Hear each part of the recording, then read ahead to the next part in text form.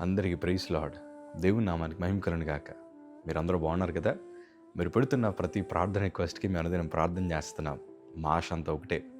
ఎక్కడైతే మీరు తృణీకరించబడ్డారో, ఎక్కడైతే కన్నీరు కార్చారో, ఎక్కడైతే గుండెలు పగిలేలాగా ఏడ్చారో, ఎక్కడైతే ఓటమి పాలయ్యారో అదే స్థలంలో నా ప్రభు మీ అందరినీ హెచ్చించబోతున్నారు. ఈ సంవత్సరం ఘనమైన విజయాలు మీరందరూ చూడబోతున్నారు. God bless you. విశ్వాసంతో ప్రార్థన చేయండి.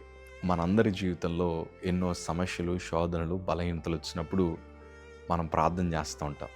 మీ అందరికీ తెలియదు కాదు, శోధనలు వచ్చినప్పుడు ఏ ఒక్కరో మన ఇంటికి మంతొక్కరు. మనం బలహీనంగా ఉన్నప్పుడు మనం వారిని డబ్బులు అడుగుతామనో, లేకపోతే ఎక్కడికన్నా హాస్పిటల్ తీసుకెళ్ళి అడుగుతామనో, వారు మన వీధి దాటి, మన గుమ్మమ్మ దాటి వెళ్ళిపోతూ ఉంటారు. లేకపోతే మన ఇంటి చుట్టూ తిరిగి వెళ్తూ ఉంటారు. మన ఇంటికి రావడానికి ఎవరు ఇష్టపడరు. ఎందుకంటే మనం అంత వేదనలో ఉన్నాం కాబట్టి. మనం ఏమనుకుంటామంటే ప్రభు కూడా మనల్ని విడిచిపెట్టి వెళ్ళిపోతారేమో, ప్రభు కూడా మనల్ని ఒంటరివారు చేసి వెళ్ళిపోతారేమో, అందుకే బహుశా నా ప్రార్థనకి జవాబు రావట్లేదేమో అని మనం అనుకోవచ్చేమో. కానీ నా 2 చేతులు జోడించి చెప్తానయ్యా, ప్రభు తన బిడ్డల్ని ఎప్పుడు విడిచిపెట్టే దేవుడు కాదు. నువ్వు కారుస్తున్న కన్నీరు నా ప్రభువుకు తెలుసు. నువ్వు ఎంత ఏడుస్తూ విజ్ఞాపన చేస్తున్నావో, ఎంత హృదయం నుండి ప్రార్థన చేస్తున్నావో పూర్తిగా నా ప్రభువుకు బాగా తెలుసు.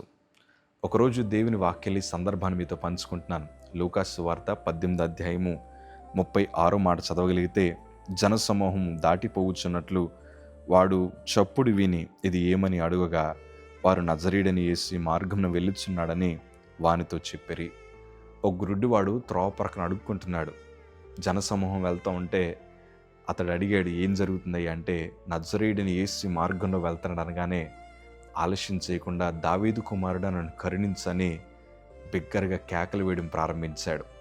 వాళ్ళందరూ గర్దించరు అరవద్దని, అయినా కానీ బిగ్గరగా కేకలు వేస్తూ ఉంటే నా ప్రభు ఆ కేకలు విన్నాడయ్యా. అతన్ని చూచి అతన్ని తీసుకురమ్మన్నారు. ఎంత అదృష్టవంతుడంటే, ప్రభు అడిగారు నీకేం కావాలి అనగానే, అయ్యా నాకు చూపు పొందాలనుందనగానే, నీ విశ్వాసమే నిన్ను బాగు చేస్తుందని ప్రభు ఆయన్ని స్వస్థపరిచారు. అతని అదృష్టం అంతా ఒకటే, అతడికి చూపు రాగానే మొదట చూసింది ప్రభువునే. ఈరోజు నేను అంటాను, కొన్నిసార్లు మన ప్రార్థనలు కూడా ఇట్లా చేయాలని నా ఆశ. మరింత విశ్వాసంతో, మరింత బిగ్గరగా, మరింత హృదయపూర్వకంగా నువ్వు ప్రభువా అని పిలిస్తే నేను దాటి వెళ్ళిపోయే దేవుడు కాదు. నువ్వు ఎలాంటి క్లిష్టమైన పరిస్థితి మధ్యలో ఉన్న దేవునికి తెలుసయ్యా. నువ్వేమి ఆశపడుతున్నావో, నువ్వేం కోరుకుంటున్నావో ప్రభుకి తెలుసయ్యా. మనుషులను వదిలేసిన నా ప్రభు ఎన్నడూ నిన్ను విడిచిపెట్టరు. మనుషులు నీ గుమ్మము దాటి వెళ్ళిపోయినా ప్రభు నిన్ను దాటిపోడయ్యా. వెళ్ళిపోయాడని నువ్వు అనుకుంటున్నామో, ఆయన ఎప్పుడు నిన్ను విడిచిపెట్టే దేవుడు కాదు. అతను ఏదైతే అడిగాడో తనకి అనుగ్రహించిన దేవుడే. ఈరోజు నువ్వు ఏదైతే అడుగుతున్నావో సమస్తము ఆయన అనుగ్రహించగలిగిన దేవుడు ఆయన. ఈరోజు నువ్వు కుటుంబ సమస్యల నిమిత్తము, ఉద్యోగాల నిమిత్తం, వ్యాపారాల నిమిత్తము, ఆరోగ్యము నిమిత్తము, లేకపోతే నీ చదువుల నిమిత్తము, నీ వ్యాపారాల నిమిత్తం ప్రార్థన చేస్తున్నావు. యేసు ప్రతి ఒక్క ప్రార్థనకి జవాబు దయచేయబోతున్నారు ఆయన. ఇంకా మరింత విశ్వాసంతో ప్రార్థన చేయి. గొప్ప మేలులు రాబో దినాల్లో మీరు చూడబోతున్నారు. నా బ్రతుకులో కూడా ఆ ప్రార్థనే నన్ను రక్షించగలిగింది. నా ప్రభు నన్ను విడిచిపెట్టి వెళ్ళలేదు, మా కుటుంబాన్ని విడిచిపెట్టి వెళ్ళలేదు.